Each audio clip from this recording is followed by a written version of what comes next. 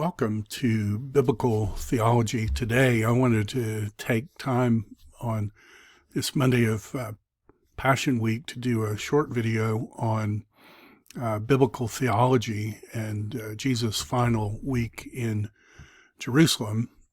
And I'll put this in the description block below, but this is a document that I've just gone through, and I tried to put what Jesus is doing on each day for Palm Sunday through Easter morning.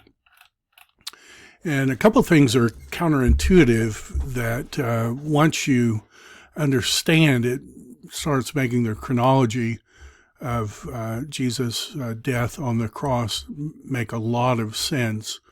And the key, and I hope that you have a Jewish friend that don't take my word for it, but if you ask your Jewish friend when the day begins, the day doesn't begin at sundown. A lot of Christian writers will write that, and of course I'm an evangelical Christian, but historically that's not true.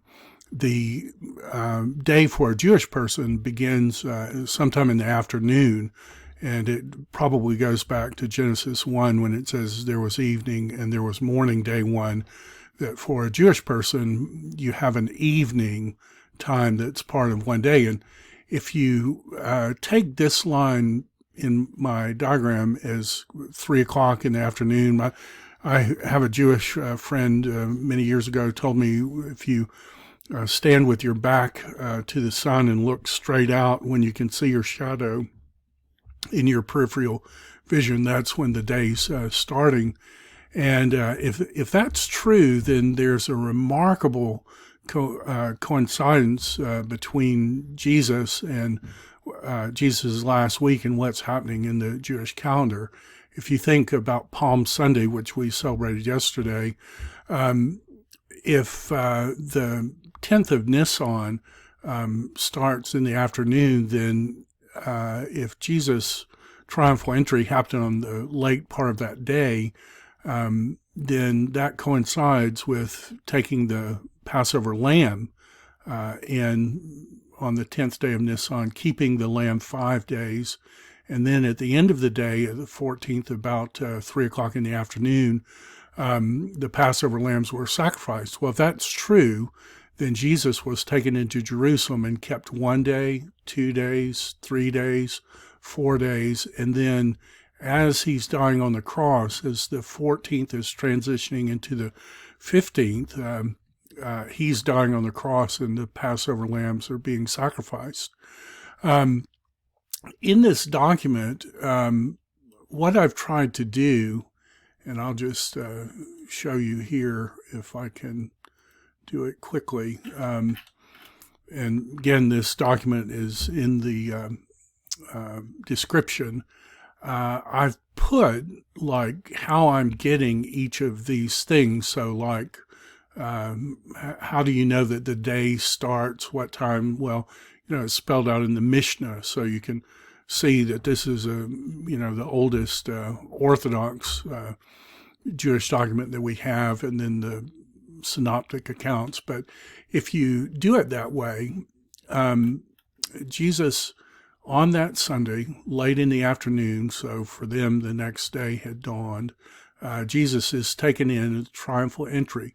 And today, which would be Monday of Passover week, that's when Jesus cursed the fig tree. And in many ways, the fig tree would be symbolic of the temple, kind of a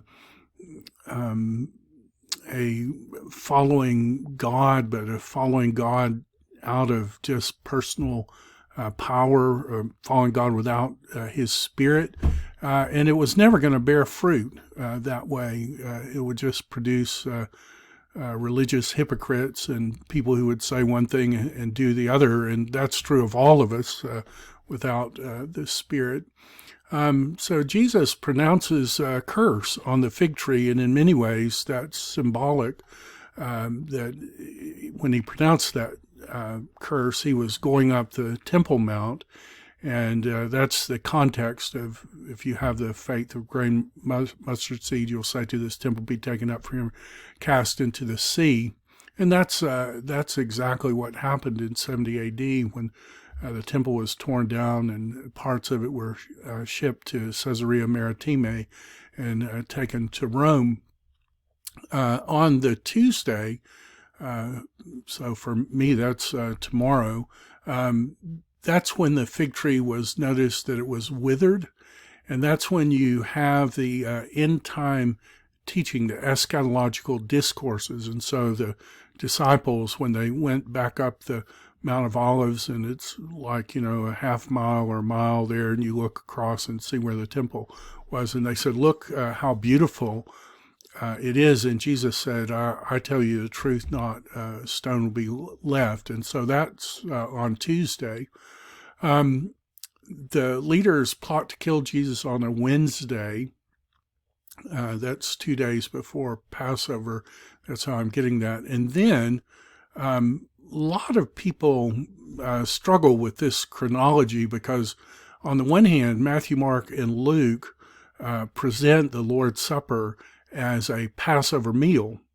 And John seems to present that Jesus died on the cross as the Passover lambs were being sacrificed. And so many people will come to the accounts and see a discrepancy there.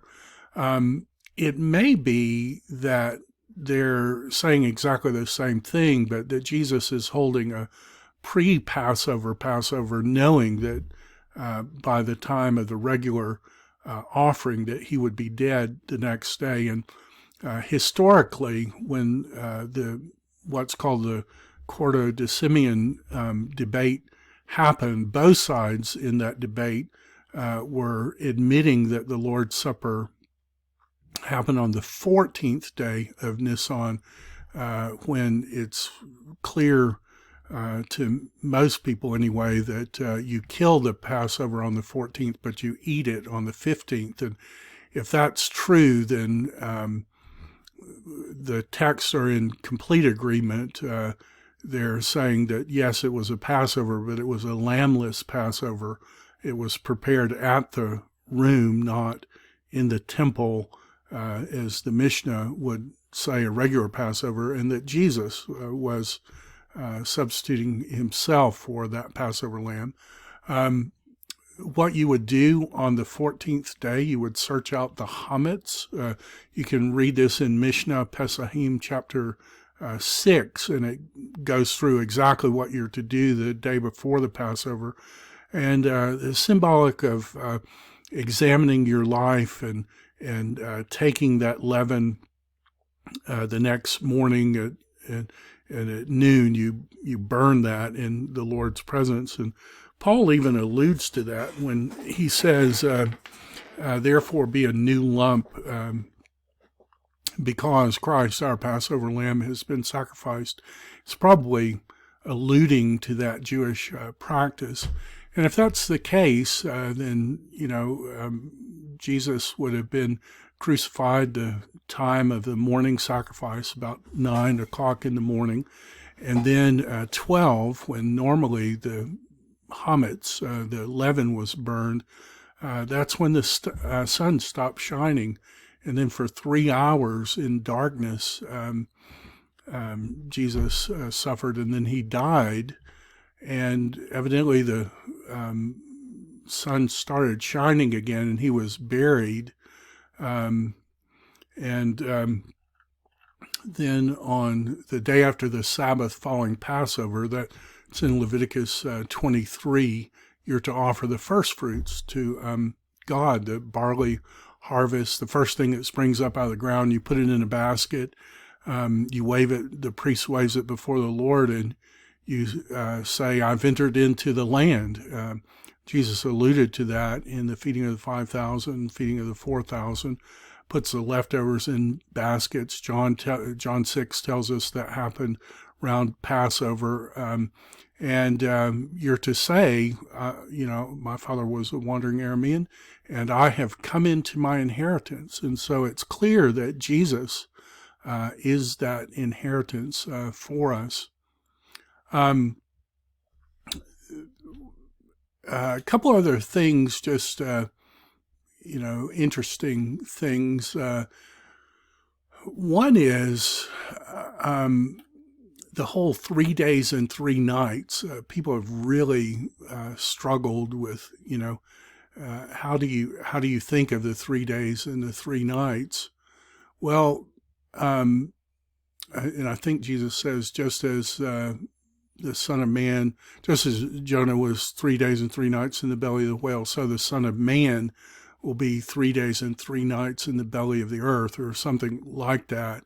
And many people will say, well, it's just 2 nights, the Friday night and the Saturday night, and how do you get the third night? And at the end of the day, I don't know, but I do know that if you go to Jerusalem, one of the places they'll show you is the pit. They talk about Jesus being kept in the pit as part of his trial, that sham trial at Caiaphas's house. And so it doesn't say that he'll be dead. It just says in the belly of the earth. And if he was in that pit on this day and then buried these 2 days, then it is 3 days and 3 nights. If a Jewish day is a period of light surrounded by 2 periods of darkness, are they counting this as a day? If they bury Jesus before the sun comes back up, are they counting this as a night, kind of a short night, the same way you had a long day in Joshua's time? Do you have a short day? I don't know. Maybe there's something else to it, but 3 days and 3 nights, maybe this, maybe like that. But it's clear that Jesus is rising when the first fruits are being offered, and Paul calls them the first fruits of them that slept. And then just the last thing I wanted to point out today, that when Jesus came in the triumphal entry, I don't know if you ever thought about this, but it's the exact opposite of David fleeing from Jerusalem. What is that? Samuel 10, 1 Samuel 10 or 11. I can't remember. But in the Old Testament, after the David and Bathsheba event, I'm sure you can find it with concordance. After the David and Bathsheba event, God says, you did this in secret, and you're going to be judged, publicly. And so as part of Absalom's rebellion, the advice is, well, sleep with your father's concubines. And so he does on the rooftop. And as he's doing that, David is fleeing up the mountain east of the city. And if you've ever been to Jerusalem, you know that the mountain east of the city is the Mount of Olives. And at the top of that mountain, he's met, a man brings him 2 donkeys and with provisions, and it's for him to flee. And David's kind of saying, you guys are on your own, but I'm out of here. So he leaves everyone and flees, because as a sinful king and as a selfish king, he's going to save his own skin. And Jesus, as the perfect king, comes to that exact place. And I think Matthew is the one who points out he's met with 2 donkeys, and he is fleeing to his death, where he's going to identify with the sin of his people. And so when you start realizing just how much of biblical theology comes in this last week, and how spectacular it is, it really is almost overwhelming. And, you could go through, I encourage you to look these up if there's thing perhaps you would put differently, maybe you can leave it in the comment section, but this is where I'm getting all of this. And so the Mishnah, that's sometime after 90 AD, but before 200. And it spells out, I think all of these are from Dabney's Oxford translation. It may be from Jacob Neusner's, but it's one of those is the English translation. And so all the details, and it actually spells out the exact time when these are sacrificed and what you're to do. And if Jesus is being crucified where the Church of the Holy Sepulchre is, and in the temple they're singing the Psalms of Ascent, as the Mishnah says, Jesus would have been able to hear that on the cross. And so go through, look all these up, see what you think. And I hope you have a wonderful Passion Week.